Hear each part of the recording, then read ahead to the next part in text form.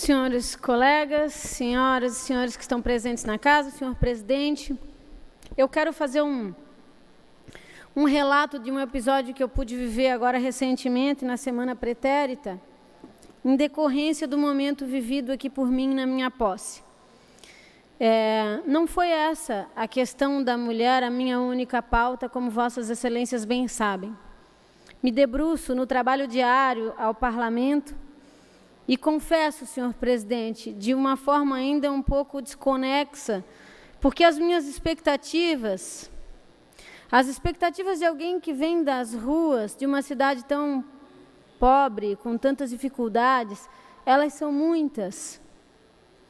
E eu ainda procuro conciliar os meus sentimentos com a política, com aquilo que de fato é a nossa missão como parlamentares aqui.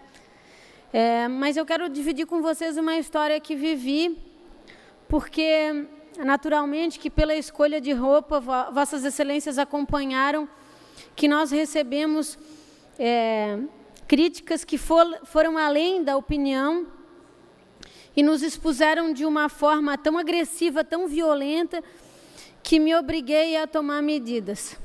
Quem me conhece sabe que eu sou uma mulher firme, corajosa, mas de coração absolutamente fraterno. Eu me pus na política para fazer o bem, para ajudar as pessoas, para encontrar alternativas e soluções para problemas fáticos na vida das comunidades. E a gente tem muitos, diga-se de passagem, para corrigir no estado de Santa Catarina. Muitas pautas têm me afligido, principalmente no que concerne à saúde pública dos nossos cidadãos. Mas eu me vi obrigada a tomar um ato.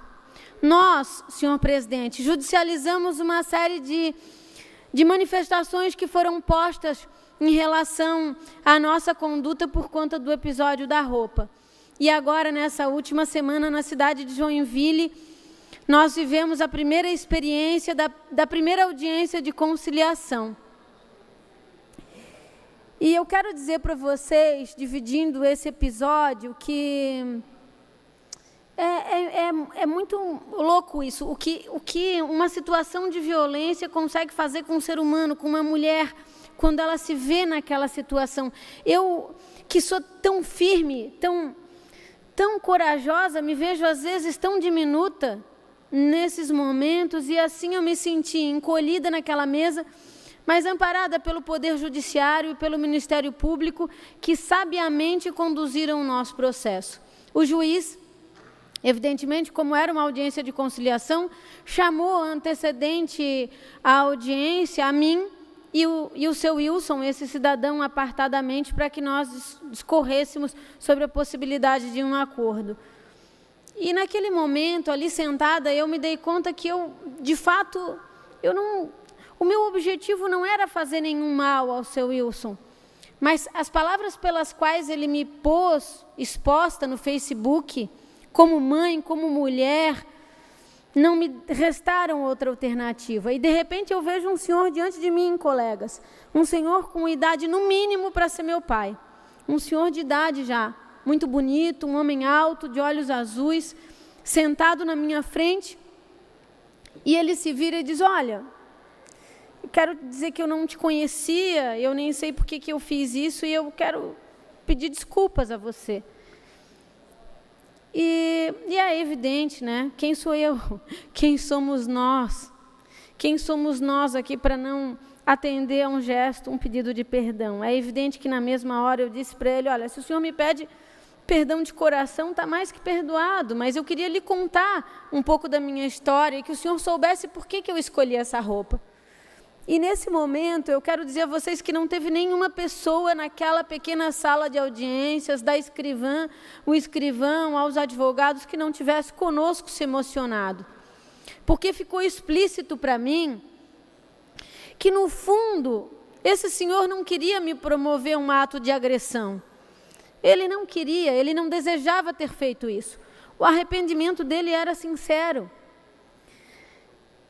E esse é um coração que está exposto ali naquela tela, porque para cada ação que nós vivermos, senhor presidente, eu vou fazer questão de fazer o registro aqui.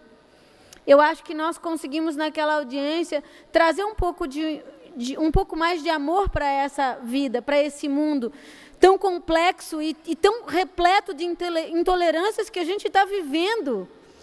E é necessário que esses processos se bastem.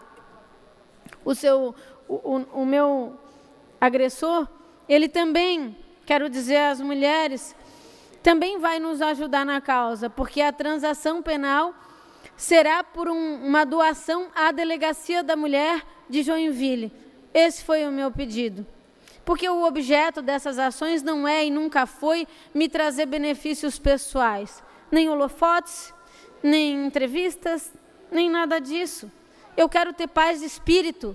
Eu quero viver num mundo em que haja mais tolerância, mais amor, mais respeito entre as pessoas. Eu tenho clamado pelo respeito aqui nesta casa. Nós temos opiniões diversas. Nós temos, Sargento Lima, entendimentos no campo ideológico que nos afastam, mas nem por isso nós precisamos nos pôr de forma agressiva aqui. Nós temos a responsabilidade de fiscalizar o governo também, é uma das nossas atribuições. Mas é possível se fazer esse trabalho adensado no respeito, no entendimento. Uma das ações que a gente vem empreendendo aqui, e que recentemente, com o apoio de muitos dos colegas, o deputado Cobalcini, inclusive o deputado Fabiano da Luz, o deputado Ismael, alguns que me recordo que subscreveram à frente, nós iniciamos o trabalho da Frente Parlamentar pela educação, pela cidadania e o não preconceito.